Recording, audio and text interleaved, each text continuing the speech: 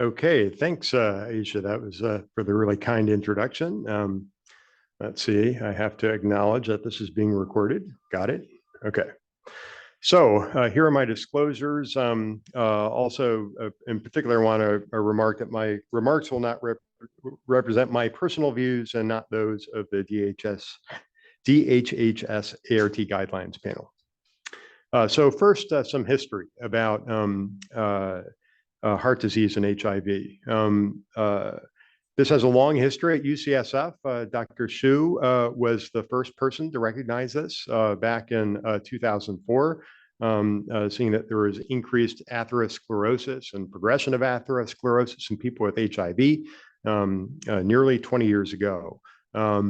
Later, the SMART trial, which is before many of your time here in the front, randomized people to either continued ART, to interrupted CD4 guided ART. And at the time, people were thinking, gosh, the ART drugs are actually causing increased heart disease, not the virus itself. But this trial taught us that HIV is worse for you than the drugs. When people interrupted their ART, there was an increase in major cardiovascular events. And subsequently, investigators showed that this was linked to a persistent inflammatory state. Those who got events in that trial had higher inflammation than those who did not. And as Dr. Hsue has mentioned more recently in several reviews, HIV indeed is a cardiovascular risk factor on the heels of this meta-analysis showing a nearly twofold increased risk of cardiovascular risk among younger people with HIV compared to the general population. The risk of MI itself is a little bit less than a twofold risk, but it's comparable in size to many established cardiovascular risk factors. And so the AHA and the ACC statin guidelines in 2018 had acknowledged that HIV is in fact a risk enhancer in the small fine print here that you're supposed to incorporate into your decision making about whether someone should go on a statin if they're in this borderline or intermediate risk zone. I don't want you to digest all this slide, but just to know that the guidelines acknowledge HIV, but they just didn't have any hard data to guide decision making. And so what can we do about it? Paul Ridker really had this groundbreaking study about 15 years ago called the Jupiter trial, in which he took people without established heart disease and with a relatively normal LDL, but had abnormally high inflammation, high CRP, and randomized them to rosuvastatin or placebo. And sure enough, there's a 44% reduced cardiovascular event rate in those who got rosuvastatin and a 20% reduction in all-cause mortality. And so this suggested that statins may be particularly beneficial in people who have inflammation, perhaps because of the anti-inflammatory effects of statins in addition to lipid lowering. And so many of our colleagues in the HIV world tried to move this forward in people with HIV who also have a persistent inflammatory state. My colleague Grace McComsey and Nick Funderburg in Cleveland showed in their Saturn HIV trial, named after Jupiter, that rosuvastatin in people with treated HIV reduced soluble CD14 levels. This is a biomarker that predicted heart disease, but also mortality in several prior studies. So that was a really good sign. And then Steve Grinspoon and Janet Lowe showed that atorvastatin induced aortic plaque regression, so a cardiovascular benefit and surrogate markers. But the question that always comes up, and I know Priscilla is going to talk about this later, is how much of this effect is anti-inflammatory versus just LDL lowering. And in fact, when you go back to the Grace McComsey study, that reduction in soluble CD14, while significant, corresponded to a relatively modest reduction in cardiovascular risks. If you look at observational studies where soluble CD14 predicts cardiovascular events, this effect size was relatively modest, 14%, far lower than what Paul Ridker saw in the Jupiter trial. And there was no difference in other biomarkers of inflammation that we know strongly predict cardiovascular risk in several other studies. So the REPRIEVE trial happened. This is what it is. Most of you have heard about it by now, of course. Over 7,000 people around the world. There's an embedded mechanistic sub-study looking at coronary plaque and vascular inflammation. But the primary clinical endpoint is a major adverse cardiovascular events, all listed here, and with several secondary endpoints. Many of us are wondering with all these anti-inflammatory benefits of statins that we might see a benefit on things like cancer and other aging-related complications. And so there was a lot of interest in this. As I mentioned, it was a global study. It took people who were receiving stable ART between the ages of 40 and 75 years who didn't otherwise require a statin for cardiovascular prevention according to guidelines. And here are the exclusion criteria as well. As I mentioned, this was enrolled across many countries around the world, about half in lower middle income countries, importantly. Here are the baseline characteristics of the trial. The median age was 40. There was a relatively robust proportion of women in the trial, 31%, which will be important when I talk about some data later.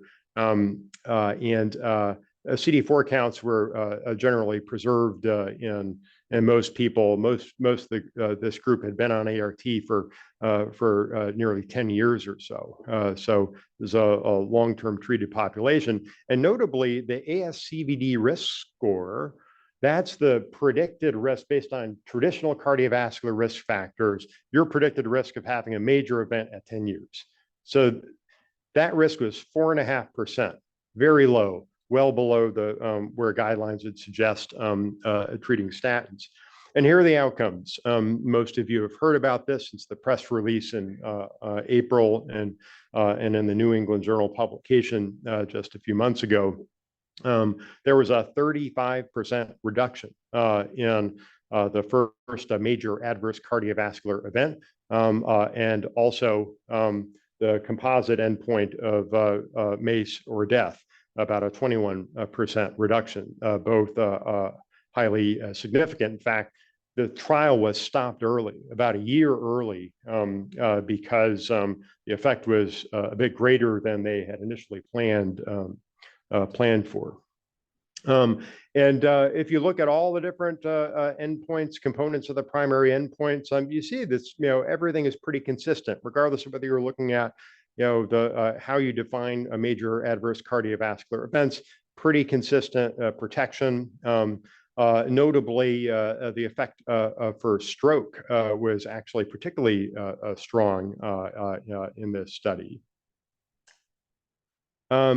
And then the other thing is across, there was a consistent effect across all the major key subgroups. And so it didn't matter whether your cardiovascular risk was low or high, you seem to have evidence of protection. At least there wasn't a consistent trend across risk. It didn't matter if you were male or female, you had a consistent relative risk reduction. And so this was really reassuring. And another interesting thing that Steve Grinspoon pointed out in his talk at IAS this summer was that if you look at all the prior statin trials for primary prevention and you just line them up according to the degree of LDL reduction that they had, a higher here means more LDL reduction, and then look at the reduction in cardiovascular events. So higher is a greater reduction in events. There's kind of a straight line. There's clearly a relationship between LDL reduction and risk reduction. But if you look at the result for REPRIEVE, its risk was 35. Risk reduction was 35%, but by the amount of LDL reduction achieved, it would have been predicted only to be 17%. So there's almost a twofold greater risk reduction observed in this trial. And I've just added to this the result from Jupiter, which again enrolled people who had pre-existing inflammation. And you saw a very similar thing here. You know, the predicted risk was only about 23%, but 44% reduction was actually saw. So this suggests that perhaps there may be some anti-inflammatory benefit here. That's at least one interpretation. It's also possible that it could be related to the potency of the statin. It was not all great news. There were some adverse consequences. Like Jupiter, there was an increased risk of diabetes, although it was quite modest, and across the board, glucose levels were pretty much stable. But there was an increased risk of diabetes. But it's important to note that even in those who got diabetes, there seemed to be benefit of the statin in reducing cardiovascular events. Is important. And remember, diabetes is an indication for statin use, whether you have HIV or not. So here's my audience response question. Should we now give a statin to everyone with treated HIV between 40 and 75 years of age? One, yes. A significant 35% reduction in major CVD events was achieved in this population. So absolutely, everyone should get it.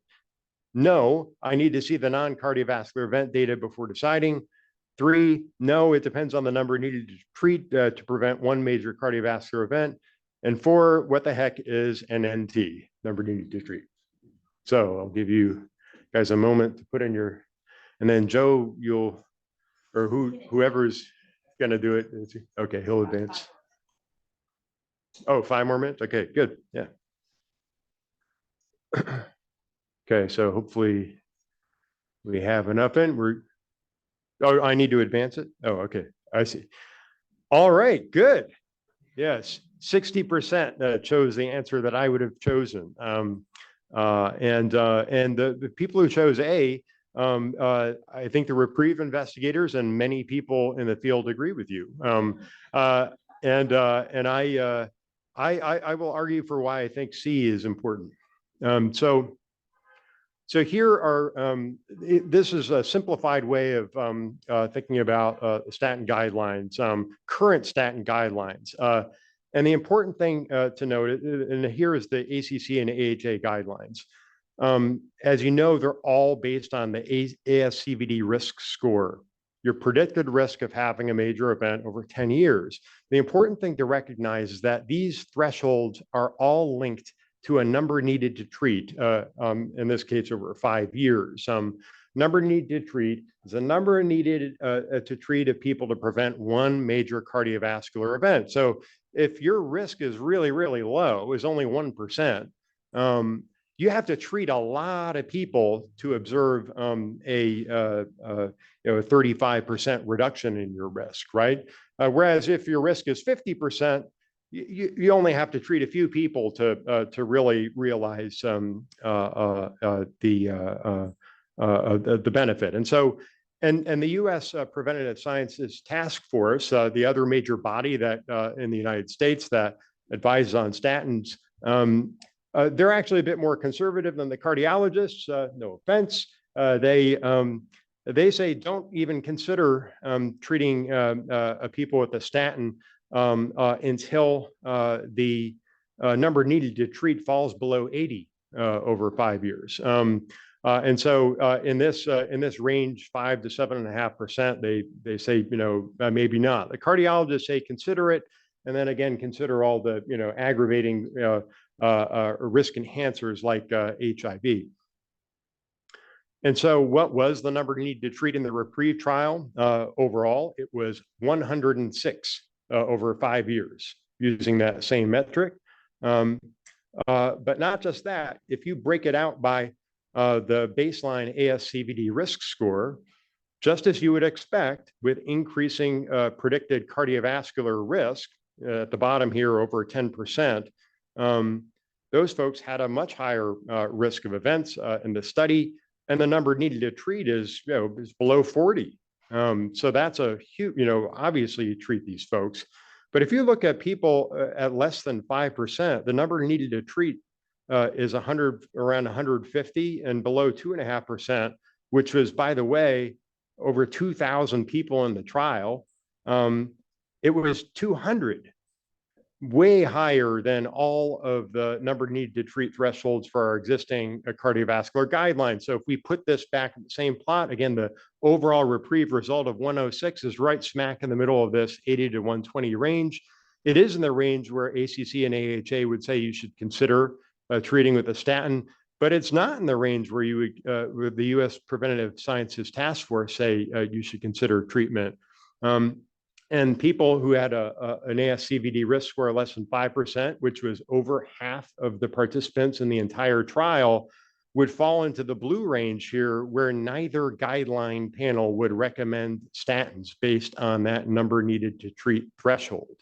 It was only people with a predicted risk over 5% based on traditional risk factors where both guidelines agree you should treat by those number need to treat thresholds. So if we follow existing thresholds by the guidelines, it's only people with HIV with a predicted risk over 5% that should be recommended for statins. It is true, though, as Priscilla has been saying for nearly 20 years now, HIV does increase the risk of cardiovascular disease. And REPRIEVE showed it again. It's 63% above what you would predict in the blue line here based on ASCVD risk alone.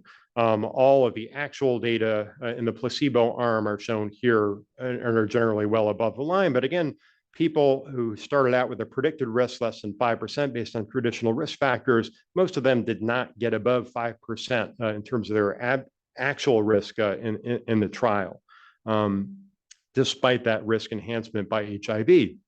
But one last thing I want to end with, which I think is the most interesting thing about this study, is that the ASCVD risk score may underestimate cardiovascular risk to a greater extent in women than men with HIV.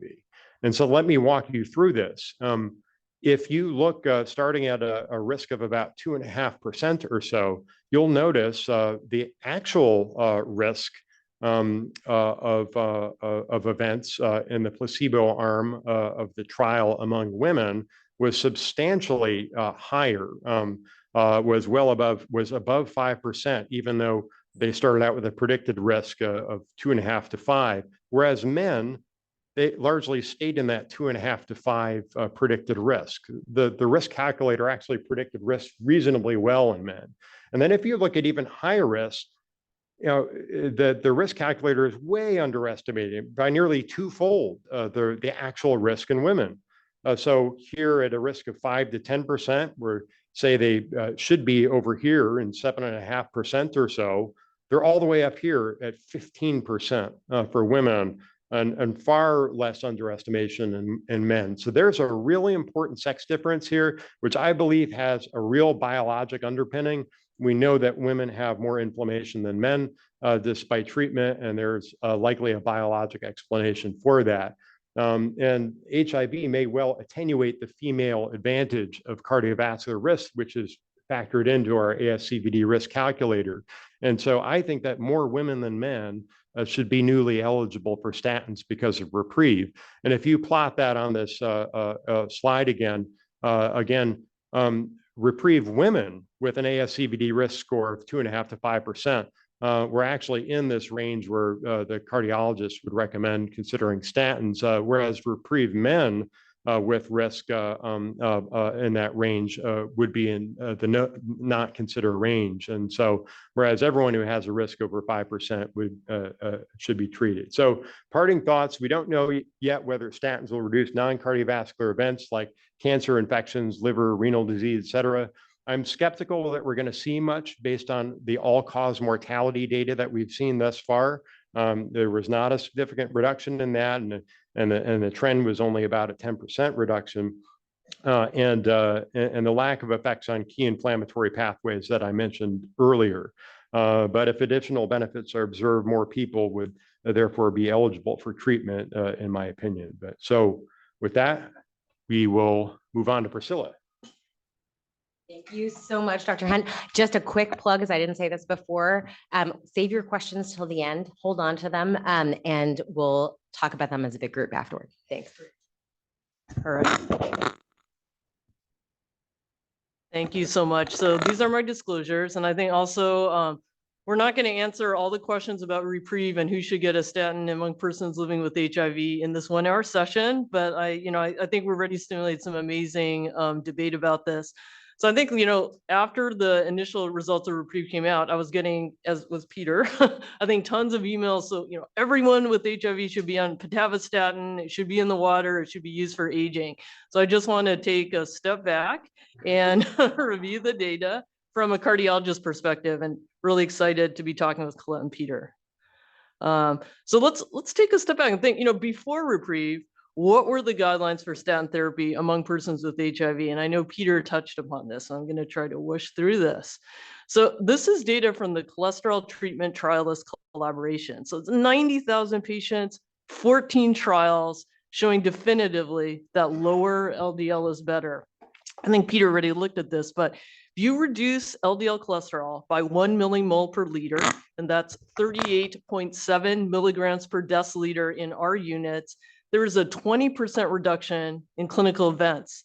It does irrespective of what your cholesterol was at the beginning or how you presented your characteristics. And interestingly, that absolute benefit relates strongly to the individual's own absolute risk of events and the absolute reduction in LDL cholesterol. So I think when we move forward, reducing LDL lower is going to be a consistent theme. And I think REPRIEVE showed a lot of these things, which we could have predicted. And so Peter already mentioned the Jupiter study in patients without HIV. Of note, these individuals had a reasonably low LDL cholesterol. So their LDL was less than 130, but they have evidence of high C-reactive protein. So this, I think, in the non-HIV population was definitely a game changer about who should be on statin and being more aggressive. So Peter also presented this, but I want to say, what we knew before. So here we know anyone with diabetes should be on a statin. So it's interesting when we look at the inclusion criteria for REPRIEVE, they actually did include a subset of individuals with diabetes. So we have to think about, how did REPRIEVE change, how we treat patients with HIV with statins compared to what we knew before. So I would say even before REPRIEVE, we knew that patients should be on a statin. And then if you look in the details of the guidelines, they also suggest that LDL lowering for high-risk patients should be 50%. So I want to think about that in persons with HIV and how we're going to get there. They also say that whether or not you have HIV, that all patients who have a calculated 10-year risk of 7.5% or greater should be on moderate or high intensity statin. This is before REPRIEVE. So these are individuals here. Those individuals should already have been on a statin. So we know now that HIV was considered a risk enhancer. And so they suggest that in these patients with this 5 to 7.5% risk, that this would favor starting the moderate to high intensity statin. So these are things that we knew before REPRIEVE was done. And so all right. And so what about in other guidelines? So we know in the European Society of Cardiology that they suggest that lipid lowering should be started in persons with HIV. You should target an LDL goal of less than 70. And I think we should think about, moving forward, should we be more aggressive about that? Should we start earlier? And I think, how are we going to get there? So Peter already showed this, HIV, and this, I think, as Annie had mentioned me, is just a reflection of how old I am, that we have been talking about HIV as a risk equivalent now for several decades. So this is my audience response. Does the REPRIEVE trial mean all persons with HIV should be on statins? I'm going to move to this quickly because I think Peter, so yes, no, went into this. Okay, amazing. Thank you. Okay, so when you dig into the details, the inclusion criteria for REPRIEVE are quite complicated. So you can have a pooled risk equation up to 15%. So I'll say again, if you go back to the American guidelines, it would argue that if your risk was 7.5% or higher, you should already be on a statin. That was before REPRIEVE. They did include individuals, and Colette pointed this out, with diabetes, if your LDL was low. And I think this is in the supplement. It's pretty complicated, the inclusion criteria. It was depending on your LDL cholesterol and your calculated risk score. So it's not going to be everyone. And so this is a little bit complicated. So the median LDL entry was 107. It decreased to about 74. And then around 28% had this low risk score of 0 to 2.5. And so I think I'm going to say no. I agree with you. It's probably going to increase the use among those age 40 to 70, particularly with those with an ASCVD risk of 5% and higher, I think. So I agree with what Peter said. So we should say statin use was already indicated in patients with diabetes with or without HIV. And you could say that if your calculated risk was 7.5% or higher, you should already be on a statin with or without HIV. So anyways, I don't, okay, we missed. Was the benefit of statin therapy in REPRIEVE? Can we say that's independent of the effect on lipids? So I think this kind of got messed up, but yes, no, I don't know. So I'm going to say I don't know. And so, you know, in note, statins lower both LDL cholesterol. They also lower inflammation. So it's going to be impossible and or challenging to say if the benefit was independent. And indeed, Paul Ridker has spent his entire career really investigating this. So, okay, I'm going to say I don't know. So in the general population, so this is from Paul Ridker, we're saying patient at high risk who have known cardiovascular disease. Everyone, all those individuals should be on high intensity statin. You can separate individuals who have residual cholesterol risk and might benefit from additional lowering of LDL cholesterol.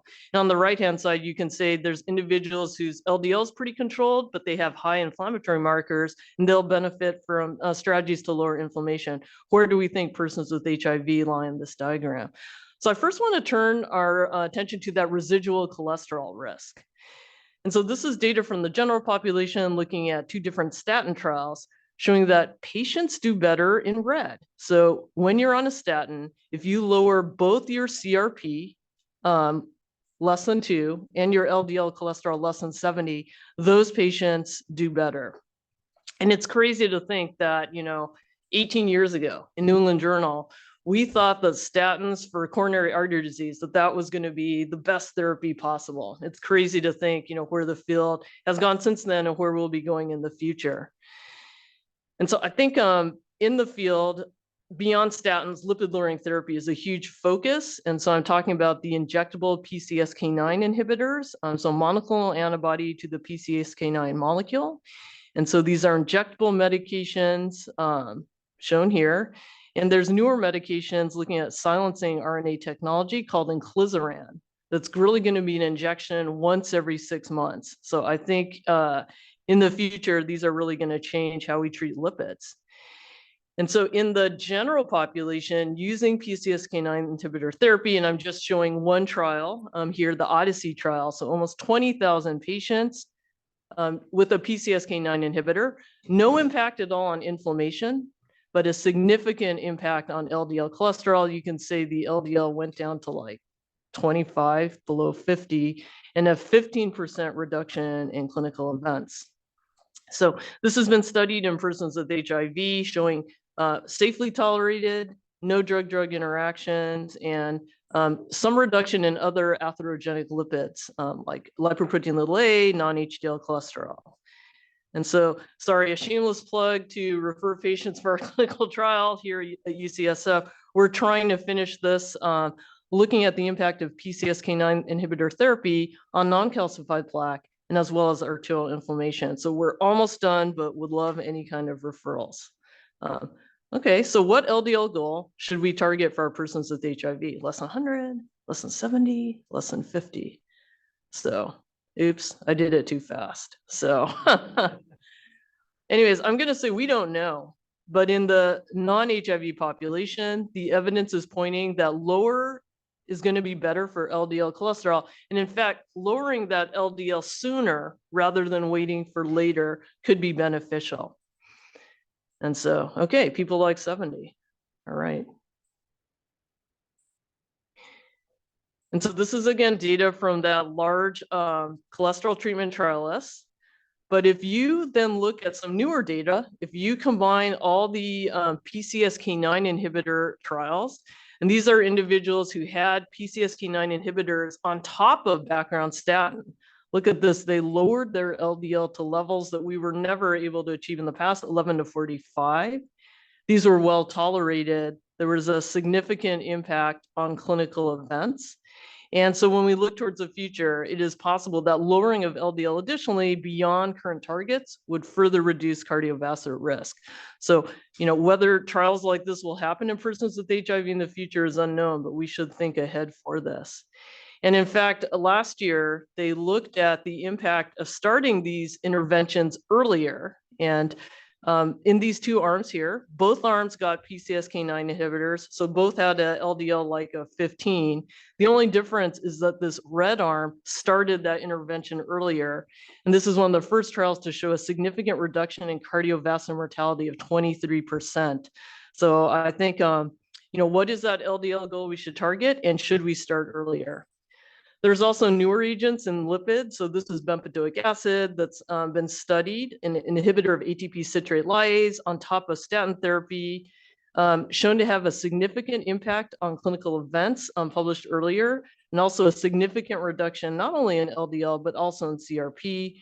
We're starting a trial with Judy Courier and Amit Tawakal to study this in persons with HIV. Interesting impact on weight loss as well, I will say. So I want to now turn in my last several minutes to this right-hand side of the equation. How do we impact residual inflammation? And what is the data on this? And so this is again from Paul Ridker. If you can look at higher up in this chain of inflammation, looking at a monoclonal antibody to target IL-1 beta called canakinumab in the general population, there's no impact at all on cholesterol. But there's a significant impact on inflammatory markers as well as clinical events, and interestingly, an interesting impact on cancer incidence as well as cancer mortality. And so using other anti-inflammatory agents like colchicine, so not kind of sexy and sophisticated like some of our other interventions, but it works. So these are data in the general population, significant reduction in cardiovascular events, as well as patients with stable coronary disease. And interesting, in June, colchicine is the first anti-inflammatory agent that was FDA approved to reduce the risk for MI in patients who are at high risk or have established CVD. Now, it's been studied in small studies in HIV, showing no impact on inflammatory markers, but we'll have to see what will happen in the future. And so Paul Ridker has now looked at the impact of lowering cholesterol very low, as well as inflammation, in a large meta-analysis of patients without HIV, showing that on this diagram, if you have patients whose cholesterol is relatively well controlled, but they still have higher markers of inflammation, that elevated inflammation is a better predictor of future clinical events, including all-cause mortality. So he said, I love the last sentence of his document, we believe that in the future, combined use of aggressive lipid lowering and anti-inflammatory therapies might become standard of care for our atherosclerosis in the future. So I think this is my last slide. So let's look forward. How do we lower that risk on top of statin therapy in persons with HIV?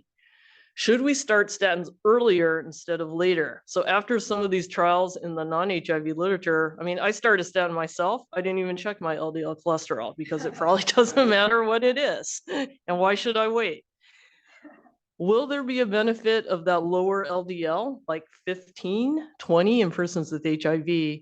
And can we further reduce risk by adding therapies to lower inflammation on top of statin? So with that, I'll end, and on to Colette.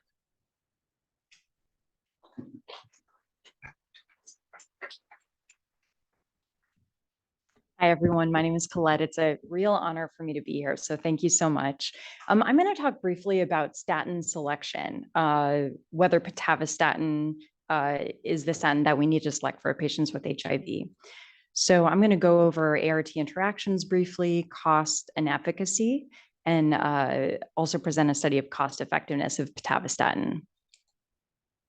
So this is my audience response question. Which of the following is known about pitavastatin? Is the strongest with respect to LDL, the strongest with respect to lowering inflammation, the fewest interactions with ART, or the fewest muscle side effects? All right, so everyone got it right pretty much. Fewest interactions with ART, although it also does have few muscle side effects. So statins are from mushrooms. The first statins were discovered from fungal compounds in the 1970s. Interestingly, lovastatin, simvastatin, and pravastatin are still commercially produced using fermentation from fungal elements. And if you remember one thing from my portion of the slides, I want you to remember that oyster mushrooms are 2.8% lovastatin by dry weight. Atorvastatin, rosuvastatin, and pitavastatin are synthetic. The main takeaway of this kind of busy table is that statins are very heterogeneous compared to other classes of medications. The dose ranges are listed in the top. With regards to LDL reductions, as all of you know, rosuvastatin and atorvastatin are the only two statins that are considered high intensity, meaning that rosuva 20 to 40 and atorva 40 to 80 can achieve greater than 50% LDL reductions. Pitavastatin is a moderate and low to moderate intensity statin, depending on the dose. With regards to solubility, some are hydrophilic, some are lipophilic. The lipophilic statins can passively diffuse into muscle tissue, whereas hydrophilic requires active transport. I think it's kind of complicated connecting the dots between statins and myalgias, but in general, the hydrophilic statins have fewer muscle side effects. So with high intensity, rosuvastatin has fewer cramps than atorvastatin. And then in the lower intensity statins, pravastatin is thought of as one of the most well-tolerated. So some of our preventative cardiologists will, if someone is really having trouble tolerating statins, they might start baby dose pravastatin twice a week or 3 times a week. And you'll still see a lot of benefit with that. And then finally, metabolism. Atorvastatin and simvastatin are metabolized by CYP3A4. And simvastatin in particular is contraindicated for particularly patients on protease inhibitors. So talking about ART interactions, we know that statins are underused among people with HIV. And I think kind of complexities of dosing and interactions has been part of that. This is a table from the EACS.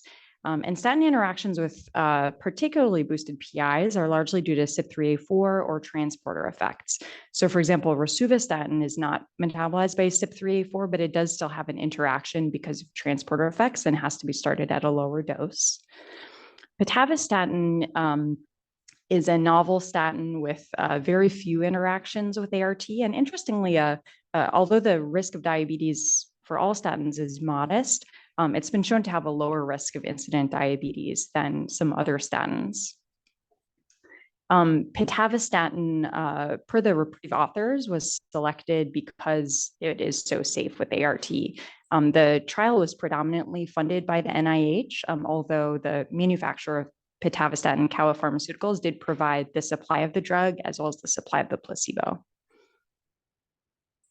I think the bottom line is that most statins are safe with most ART per both EACS and DHHS guidelines. The thing to know about rosuvastatin and atorvastatin is just to start them at lower dose, particularly for someone on protease inhibitors, and that simvastatin is contraindicated. And bottom line, serious statin toxicity is quite rare. Myalgias are usually benign. Start by reducing the dose, going to pravastatin, reducing daily dosing to a few times a week. True rhabdo is like less than 0.1% in the general population, and it's usually a high dose statin with a drug interaction to lead to such a serious side effect. Incident diabetes, 1 case per 1,000 patient years in the general population. And then LFT abnormalities are usually benign. So you don't really need to monitor LFTs for someone on a statin. If the LFTs rise more than 3 times the upper limit of normal is when you would consider changing the statin or reducing the dose. And specifically in an HIV population, in this retrospective study of 700 patients with HIV, about 6% of patients had to stop the statin, mostly because of benign muscle aches, and only 2% or so had a serious CK or LFT elevation. With regards to LDL lowering, I think this will be familiar to everybody. This is a visual representation of LDL lowering by statin. Again, highlighting that atorvastatin and rosuvastatin are the only high-intensity statins. You know, it's always presented as atorva 40 to 80 or rosuva 20 to 40. So for a time, I thought rosuva 40 and atorva 80 are equivalent, but actually rosuva 20 and atorva 80 are equivalent. So rosuva 40 is a lot of statin. And in fact, if you're going above rosuva 20, that's probably time for PCSK9 or something like that, because it might just add toxicity. Pitavastatin, again, is a moderate intensity statin. And so really for treatment of people with clinical ASCVD, history of MI, history of stroke, or people at very high risk of ASCVD, rosuva and atorva are better choices. With regards to anti-inflammatory and immunomodulatory effects, it's honestly hard to say. It's hard to know exactly to what extent we can extrapolate the findings of REPRIEVE because statins are a heterogeneous group. And so it's too bad because that's kind of where the money is. But I think there's a lot of evidence that other statins have immunomodulatory effects. So the PROVE IT and the MIRACLE trials were these classic statin trials that found that high intensity statin on the way, in the door for a patient with STEMI reduces inflammation and reduces MACE. And even within 30 days, you can see a benefit among patients given high intensity statin with rosuva or atorva versus placebo. And that's associated with this really significant reduction in high sensitivity CRP.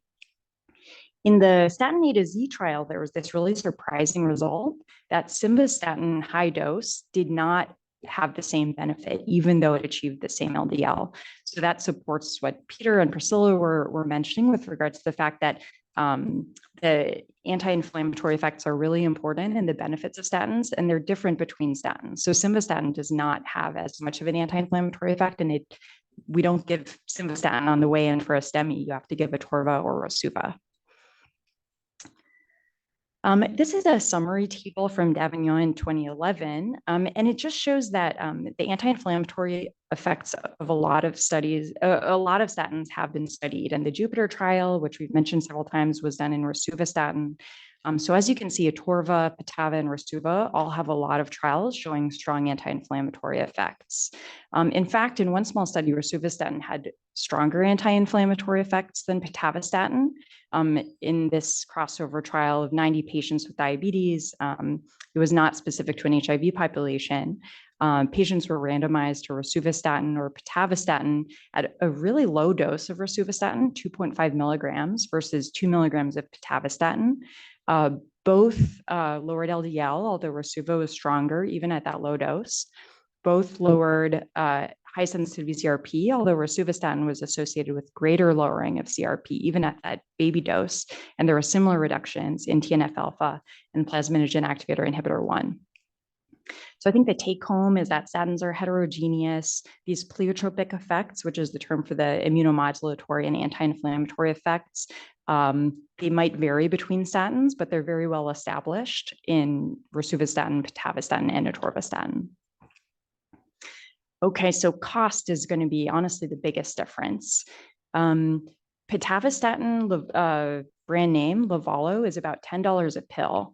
It's not on formulary for inpatients at the general. The generic was just approved earlier this year, which is super exciting. And so I do think that within the next year or two, we're going to see pitavastatin generic be widely available and be hopefully similar in cost to atorvastatin and rosuvastatin. But right now, I think it's going to be a lot harder to get for your patients. Currently, pitavastatin requires a prior authorization under Medi-Cal, which is what most of our outpatients at general have SF Health Plan / Medi-Cal.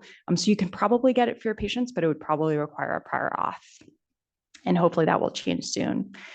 This is a cost effectiveness study from Kazi, who many of you will know. He was previously a cardiologist here, is now at Beth Israel. And so anticipating the results of REPRIEVE, his group looked at cost effectiveness of statins for primary prevention among people with HIV, specifically pitavastatin versus pravastatin. So they used data from the DAD study and modeled cost effectiveness of no statin, pravastatin, which is $230 or so per year, and pitavastatin, which is almost $3,000 per year. This is for the brand name Livalo, over a 20-year period. And they set a cost effectiveness threshold of $100,000 per quality adjusted life year. The LDL lowering was inferred from the Intrepid trial. And in a sensitivity analysis, they did model additional reduction in risk due to these pleiotropic effects of the statins. And interestingly, they modeled a 50% reduction in statin adherence and therefore cost after 1 year, trying to kind of replicate real world patterns of use. Pravastatin was cost effective for primary prevention in people with HIV. The absolute risk reduction was very small, less than 1 of each event per 1,000 person years for MI, stroke, and fatal cardiovascular disease. But it was cost effective. And remember, pravastatin is not a very strong statin. Pitavastatin had further reductions in events, but it was $1.4 million per quality adjusted life year gained. So brand name Livalo, probably not cost effective for primary prevention. However, once the cost is reduced more than 80% to $350, it beat pravastatin. And I actually think that's the use case we're going to be looking at once generic pitavastatin becomes available and affordable. This is a visual representation of that. So Kazi's group kind of dialed the cost of pitavastatin and the effectiveness of the statin. And they found that it became cost effective with 30% additional effectiveness at half the cost. So in summary, what should we do for our patients? I think it's hard to say. I think it's that once pitavastatin is generic and available, it has few interactions. It was studied in REPRIEVE. It's going to be a great choice for patients who require a moderate intensity statin. It's not going to be sufficient for patients that need a high intensity statin. I think for now, the options are to either seek out pitavastatin with prior authorization mostly. Hopefully that's going to change soon.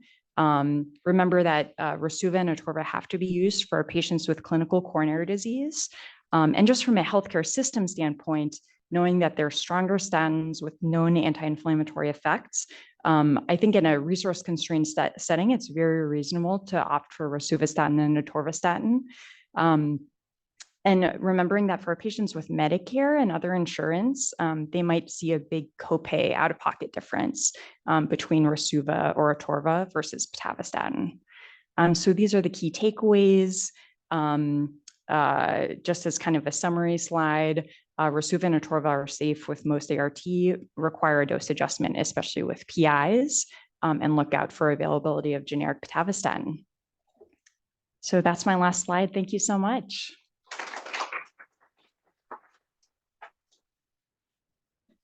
Thank you all so much for a phenomenal talk. Let's start by taking some questions from the audience. I see a few. I'll walk around with the mics and then we'll go to the questions.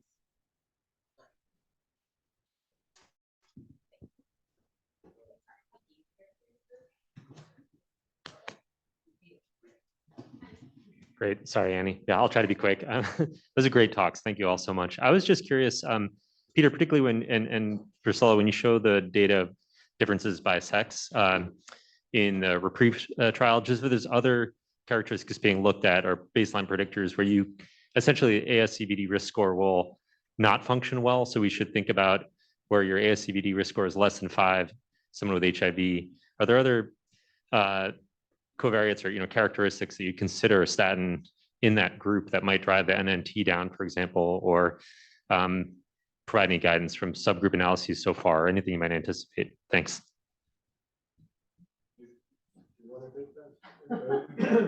Yeah, I mean,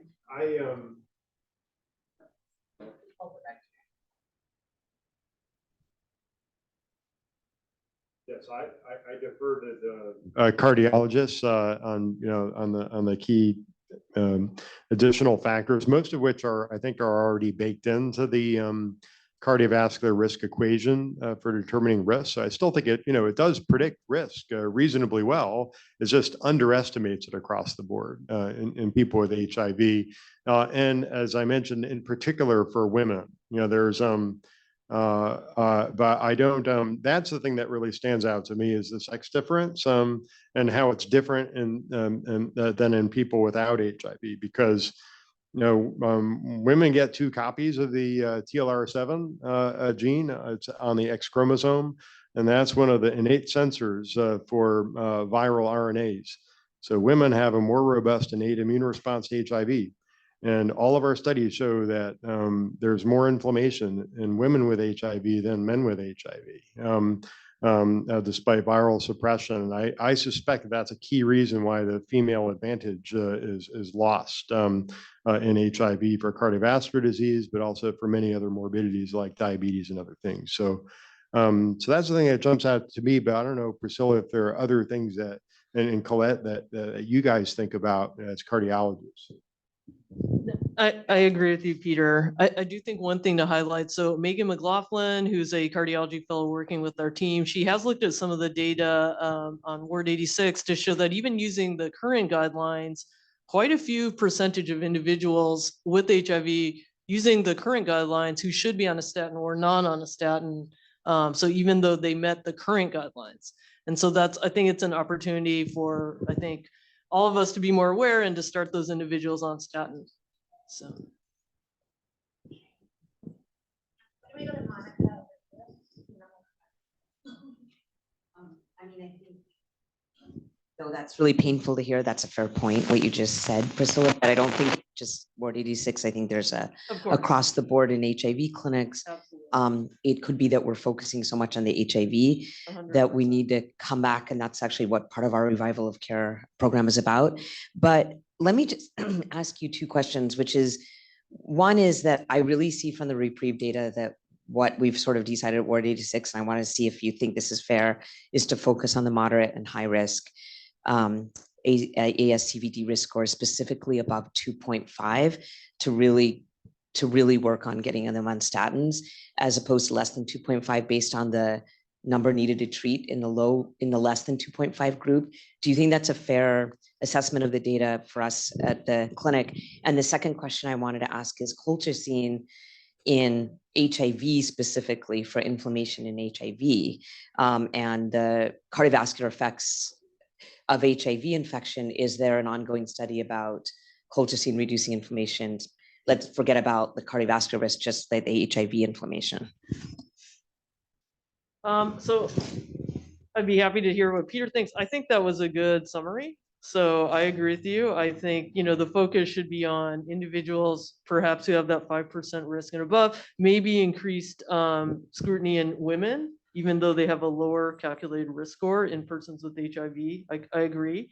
Colchicine, it's a great question. It's been studied similar to the statin studies before REPRIEVE, studied in kind of small, short intensity trials, but it is FDA approved now for high risk individuals or persons with ASCVD. So will there be a REPRIEVE 2.0 with anti-inflammatory interventions? I can't say. I don't know, but it's something to think about on top of statin, I think, looking forward. Yeah, I would say above 5% for men, above 2.5% for women. That's my read of the data. The predicted risk by ASCVD risk score. Those are the thresholds I would use. Let's take one more question from.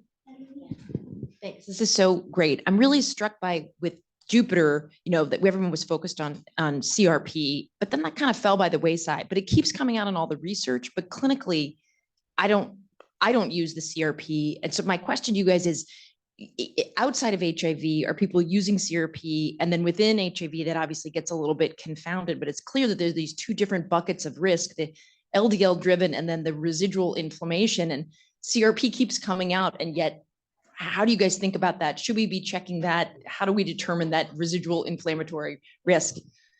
And you can opine if you don't know the answer. I know your thoughts.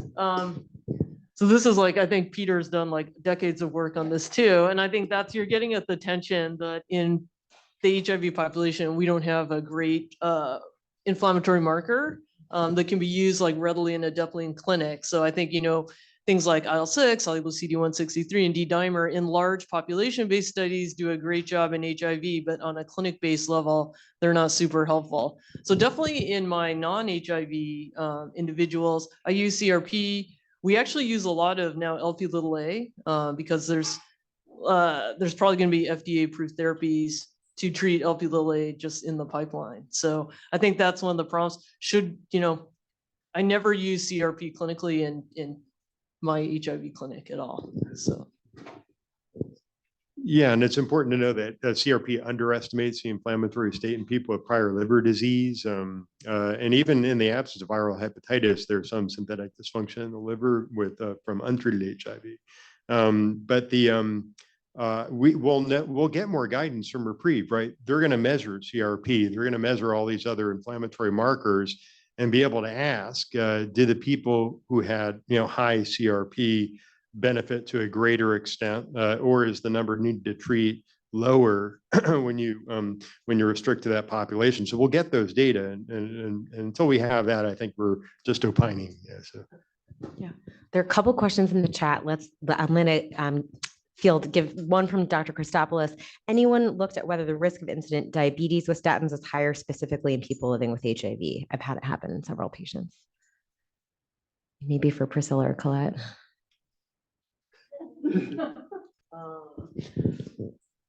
I don't know the answer to that, honestly, off the top of my head. I know there've been a ton of studies to look at that. I feel like I don't know off the top of my head. I don't know, Peter or Colette, if you know. So the Question was about whether incident diabetes related to statins could be higher in people living with HIV. Yeah, Colette, your slide, you I think showed something like under 10% increased risk across the board on statins, but in REPRIEVE it was like a 30% increased risk. And I think, and I think some studies show, I think risk may be higher in some trials or others.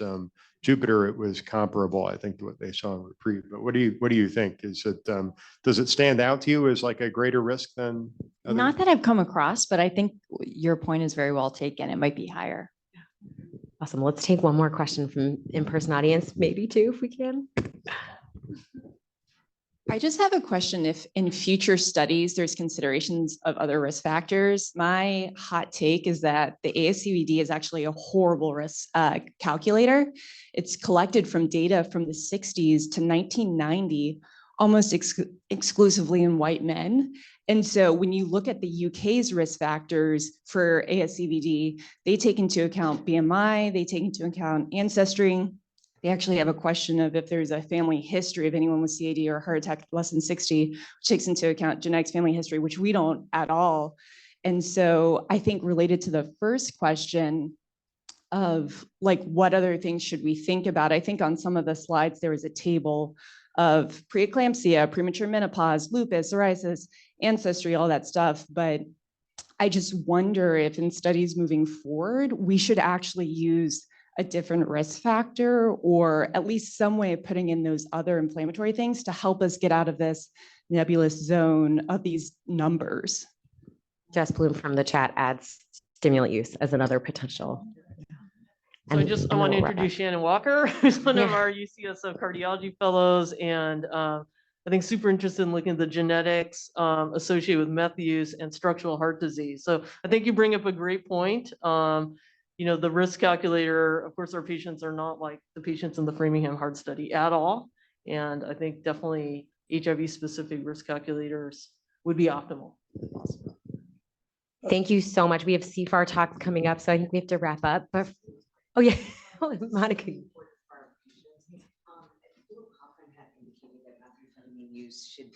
We should be giving statins to people with methamphetamine use.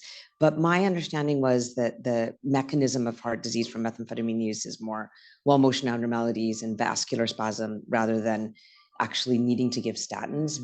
Could you opine on what we should be doing with patients who use methamphetamines in our clinic with statins?